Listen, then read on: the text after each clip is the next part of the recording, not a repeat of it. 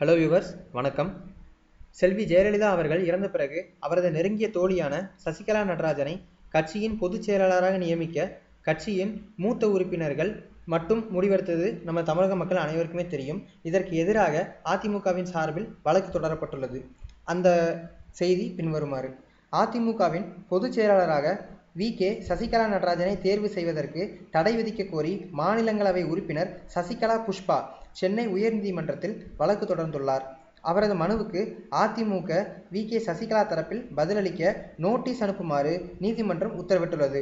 இது தொடர்பாக உயர்நீதிமன்றத்தில் மாநிலங்களவை உறுப்பினர் சசிகலா புஷ்பா, அவரது கணவர் லிங்கேஸ்வர திலகம் ஆகியோர் தாக்கல் செய்த மனு விவரம்: அதிமுக விதிகள் நடைமுறைகளை தவிர்த்து அக்கட்சியின் பொதுச் செயலாளராக வி.கே. சசிகலாவை நியமனம் செய்வதற்கான முயற்சிகள் நடைபெற்று வருகின்றன.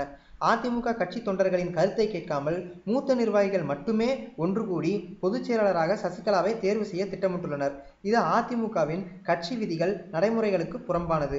எனவே சசிகலா நடராஜனை அதிமுகவின் பொதுச் செயலாளராக நியமிக்க தடை விதிக்க வேண்டும் என்று கூறியிருந்தார்.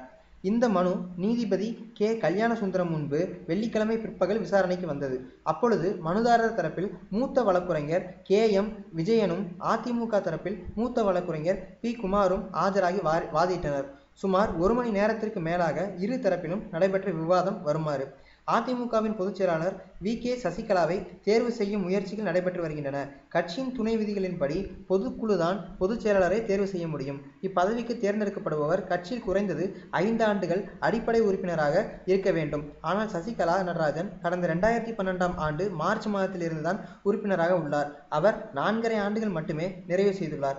5 ஆண்டு அடிப்படை உறுப்பினராக நிறைவு செய்ய வேண்டும் என்ற விதியை திருத்த வேண்டுமானால் பொதுக்குழு கூடி தீர்மானத்தை நிறைவேற்ற வேண்டும். என்றாலும் பொதுக்குழுதான் பொதுச் செயலாளரை தேர்வு செய்ய வேண்டும் என்பதை மாற்ற முடியாது. ஏனெனில் அதுபோன்ற நடைமுறையை மேற்கொள்ளக்கூடாது என்று கட்சியின் துணை விதியிலேயே கூறப்பட்டுள்ளது.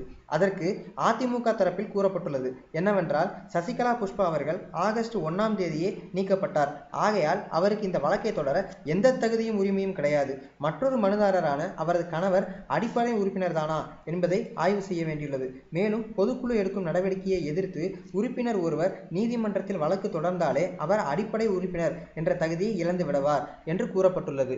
மேலும் நாம் பொறுத்திருந்து பார்ப்போம் தமிழகத்தின் தலையெழுத்தை. என்ன ஆகும் என்று தெரியவில்லை. தொண்டர்கள் கருத்தையும் எதையும் கேட்கவில்லை. எனவே மக்களாகிய நீங்கள் தான் முடிவெடுக்க வேண்டும் என்று அதிமுக தரப்பில் கூறப்பட்டுள்ளது. நன்றி.